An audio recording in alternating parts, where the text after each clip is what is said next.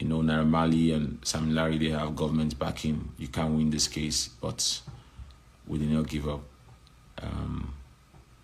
We raised our alarm and other people join us. And shout out to all the blogs and every other people that have been fighting for this cause.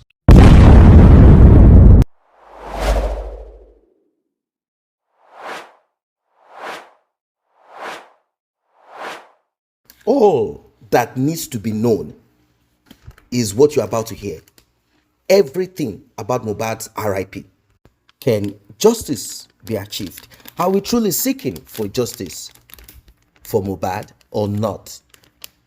These are two questions. Will it be achieved? And are we truly seeking for justice?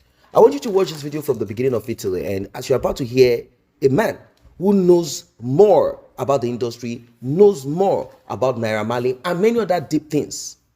It's very important, if you really care about Mohbad's RIP, to watch this video. A lot has been said about the RIP of Mohbad, but somehow it seems people who have been quiet, people who didn't really say anything in the past, all of a sudden they are awake. And like I've always said, whenever I want to talk about or analyze anything about Mohbad's RIP, I've always said that may we not be celebrated only after RIP.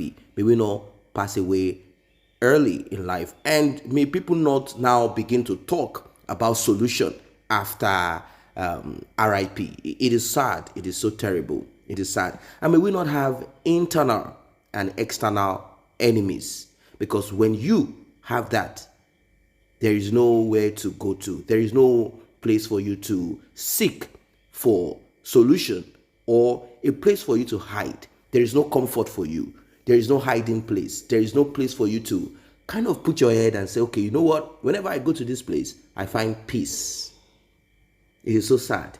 It is so sad. You're about to hear from a man who, according to what we heard, is one of Wizkid's aide. Is one of those that move around with Wizkid. He exposed certain things about Naira Marley, about what most of these music label do. And of course, this is not something that is new. It's something that happens even in the United States. They want to take advantage as long as there is a kind of lax in the law. They want to take advantage of it, particularly if you are from a poor home or you are desperate to get it done. Let us listen and we'll talk more. Is a talented, great star, is an artist from Nigeria whose life was cut short in an uncircumcised way. And during his death, there were so many things that drew my attention, because they were trying to make it look like it was a suicide. It was suicide, it was this, it was that. So I looked up to it. I'm like, no, there's something fishy about this guy's death. And I took a risk upon my own life and upon my own family, and a lot of people were scared about the situation that, Naira Marley and Larry, they have government backing. You can't win this case, but we did not give up. We raised our alarm and other people join us. And shout out to all the blogs and every other people that have been fighting for this cause. So why are we here today? I'm here because I want to give you guys updates and about the police. First and foremost, I need to say thanks to the police for at least working with us, because at first we all know that Mohbad was already buried by his parents. It was buried by his parents, and let me just turn off this comment section so that we can be focused. So we all know that Mohbad was, buried by his parents, and who are you to question their parents? But we took it upon ourselves to raise an alarm, and to the glory of God, we started doing our own justice, and the police worked with us, because at the end of the day, his body was exhumed, and that's a progress. We need to give kudos to the police, at least for that first step, because in as much we know we're in a country where there's no justice, but at least let us start from somewhere. So first and foremost, Mohbad was already buried. And who are you to tell the family how to bury their own child? They are mourning, like everybody's saying. And the father already gave the consent that they should go ahead and bury him quickly because, oh, he's a child and he's too young. Parents are not supposed to be there. They don't want to see their child. They can't wait. So my question was that, don't the father know that Mohbad is a star? At least he has some friends. Even though you're not going to go for the burial, which is according to tradition, there are people, his friends that might want to attend. They might want to plan a befitting burial for him. So I started questioning so many things. I said, is it that his father was threatened? Is it that his father knows about his death? Because I know a lot of people are saying, why am I calling his father? Because I feel like they were trying to cover up so many things. First and foremost, who gave Instablock Nigeria the information that it was an ear infection?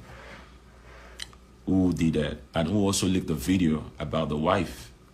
So there's been some distraction. They were trying to distract everybody from the main goal. The main goal is about justice.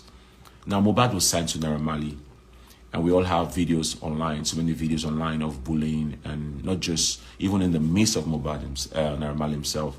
We have videos of Naira Marley manipulating Mohbad father and Mohbad and his parent in a video where Mohbad was wearing a dark face. That is manipulation. That's a threat. Like, how do you call your parents? What are you reporting for that he's doing drugs, that he cannot have access to his stuff? We also have videos of the NDLA who went to bust Naira Marley house, and Mohbad was the target. That is a coup. That is an all planned and strategic coup. That's a threat. They were just trying to break this young man. So this young man was broken and he was intimidated mentally, emotionally, and physically until his demise.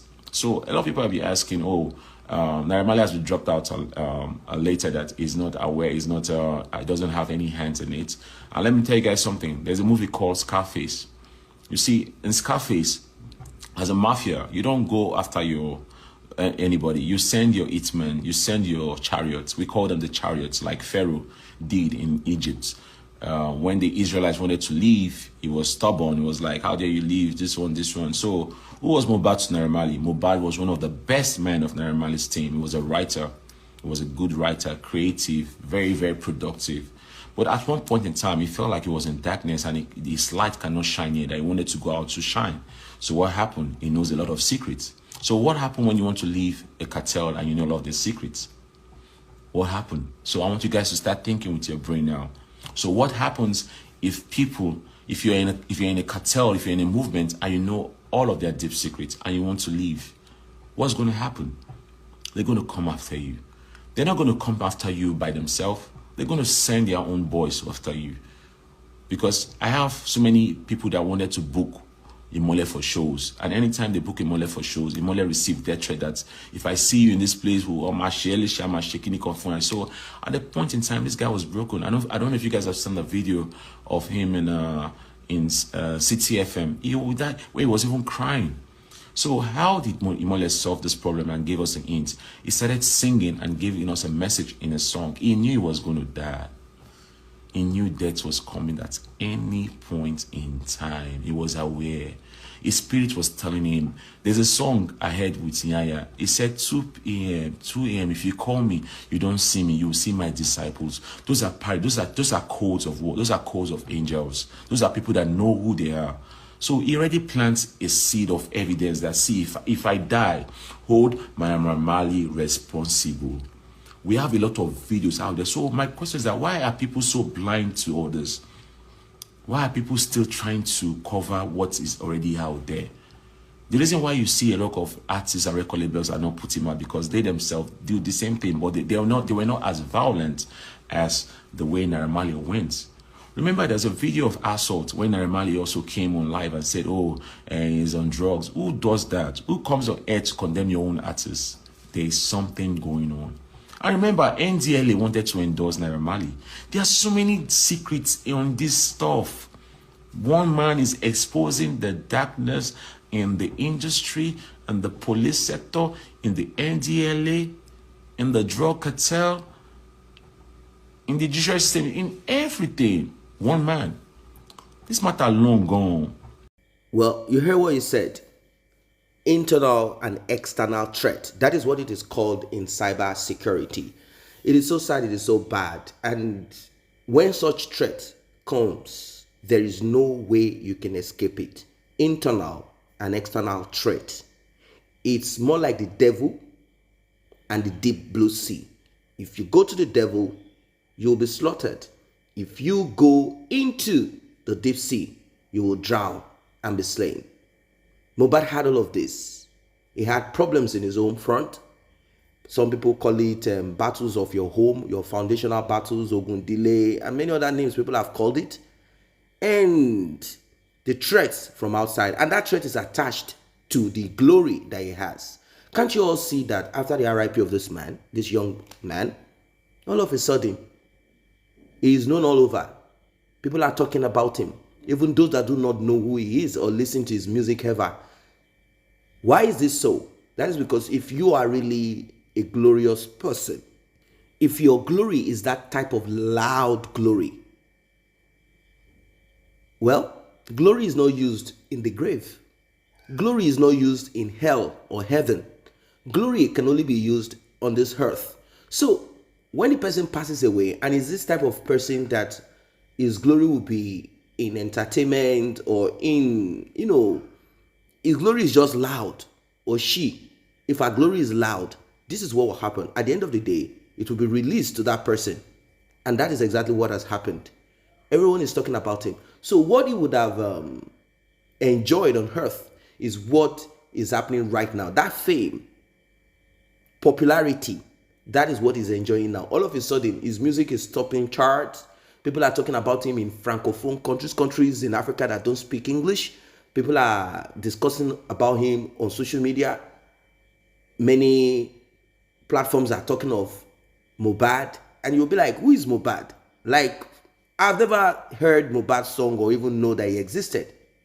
Not until the RIP of this. And I think a lot of people will say the same. Like, who is this guy? Some will say, oh, I've heard this song. I never knew he's the one. Just imagine, you heard the song, you dance to it, not knowing or connecting who sang the song. All of a sudden, people are beginning to look for a befitting burial space, cemetery, Yabo Joe and Tonto Dike. All of a sudden, they are alive. They are awake. They were there back then when he was screaming, but he wasn't relevant. All of a sudden, his corpse is relevant. People want to cloud chase. People want to attach themselves to what is trending. People want to show to the world that they are on top of the matter. They want to buy him coffin that costs millions of naira. They want to buy a befitting burial space for him somewhere in Lagos where his fans will go cry and drop flowers and that. They want to do a lot of things for him. They want to fight for him. All of a sudden, justice for Mohbad. Can you relate to it?